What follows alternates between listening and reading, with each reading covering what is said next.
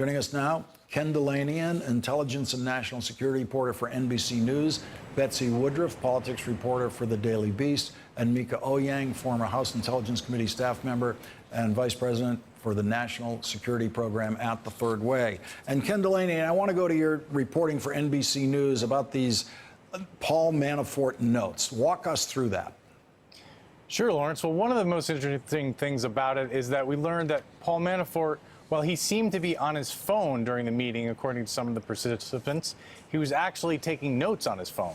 And those notes are now in the hands of the House and Senate Intelligence Committee and in the hands of Special Counsel Robert Mueller. And what we're told is that those notes are rather cryptic. They're not sentences, they're fragments, they're words.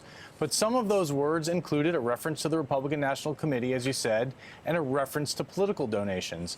And the context is not clear, according to my sources, but it raised enough alarms that people want to look more closely into this because, of course, it's illegal for Russians or any foreign source to contribute to a U.S. political campaign. It's illegal for an American political campaign to accept foreign donations. So if there was any hint of donations from Russians being broached at this meeting, whether by the Trump side or the Russian side, that's hugely significant. And just to review for our viewers, this is the Trump Tower meeting back in June 2016 between Paul Manafort, Jared Kushner, and Donald Trump Jr., and a Russian lawyer and a Russian-American lobbyist. And by the way, that lobbyist has testified to Robert Mueller's grand jury in Washington, we confirmed today. Lawrence.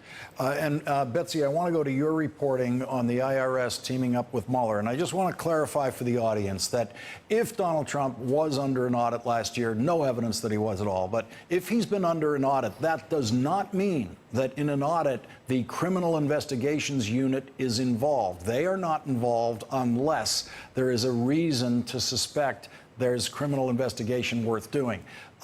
These are the top guns. If these people have never gotten a look at Trump tax returns, and they are now getting a look at Trump tax returns for the first time, that's a whole new experience for Donald Trump.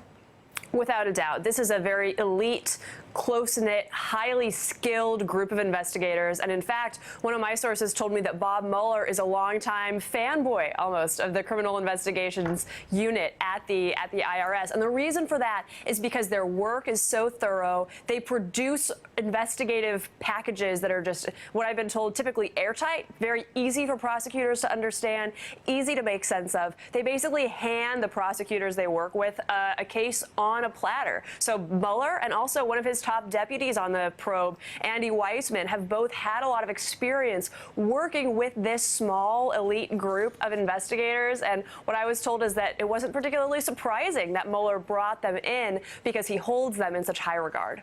And Betsy, I made much of who is the acting director of the tax division now in the Justice Department. Talk about that for a minute, because this is a career professional. Most people have had no contact with him at all. That job is removed from politics in Washington. It's hard to find people who even know people who work in that unit. Right, and that's a really important piece of this. I would say it's the most important thing here is who's not currently running the tax division of the Justice Department. Yeah. That's what's really crucial, right? I spoke with a former federal prosecutor who worked in the tax division earlier today, and he told me the Trump transition team was warned by some of their Republican allies that they needed to get someone in the tax division who at least would be sympathetic to the president, who at least might be potentially open to cutting him a little bit of slack. But they didn't get it done. That speaks to a broader competence issue on the part of the transition team. And now, of course, it's much too late for the president to be able to put somebody who he sees as a useful ally in this spot, because suddenly this position has become so important, and it's so clear how much power whoever runs the tax division is going to have when it comes to this type of prosecution. And remember, decisions about whether or not to bring tax charges are really complicated. This isn't often an open and shut, easy to decide call to make. The folks who decide whether or not to bring these charges have to think hard, and sometimes it's tough. They can be judgment calls, and that's why the president must be a little bit disappointed that he doesn't have someone there whose judgment would potentially lean a wee bit in his direction. Mika Owyang, there are now, at least publicly, two big pressure points in this investigation. One is the meeting that Ken was talking about earlier in those notes from Paul Manafort, that meeting at Trump Tower in June of the campaign year with the Russians, Don Jr., Jared Kushner. The other is what is perceived as the possibility of obstruction of justice in the firing of Jim Comey. We know that there's a lot of work being done by by the special prosecutor on that. We're going to discuss that later in the program. But on this June meeting, when we consider the possibility of what might be in Paul Manafort's notes, Ken raised the issue of possible illegal contributions. What else might they be looking for that could be in Paul Manafort's notes or Jared Kushner's notes or anyone else's notes of that meeting? Right. So I think that you would look for evidence of what kinds of tactics they would be using and what was discussed in this meeting. Remember, the Russian lobbyist who came to this meeting is alleged to be a hacker for hire for breaking into companies and stealing email, exactly what happened to the DNC.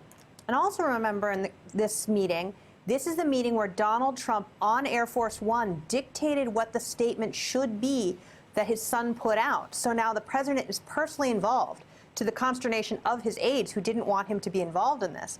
So there are a lot of different legal angles here. Also, Paul Manafort, I was going to say Paul Manafort is somebody who has tremendous experience working with Russian-backed oligarchs around the world and trying to help them buy political influence in the U.S. So this question of foreign contributions really comes to a head because that is Paul Manafort's expertise. And Ken, talk for a moment about what might be in the testimony that we know the special prosecutor has obtained on that meeting.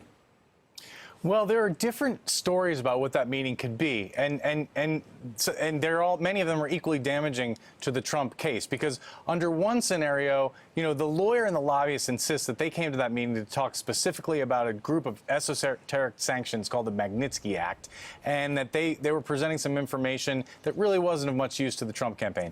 And what intelligence experts tell me is that may well be true, but the point was the Russian government sent them there, according to the email under which the meeting was set up, with an explicit promise of help and of derogatory information about Hillary Clinton.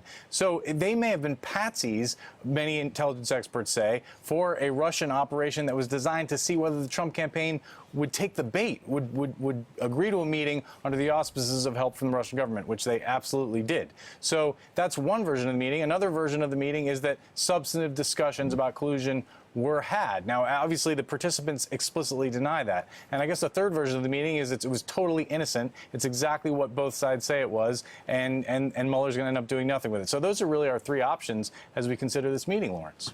And Betsy, just to go back to the IRS, these people, these agents, many of them are accountants themselves. They are just in every way the people you don't want looking at your tax returns. And Donald Trump knows this. It strikes me that this news tonight is the kind of news that Donald Trump can easily comprehend the threat level of it.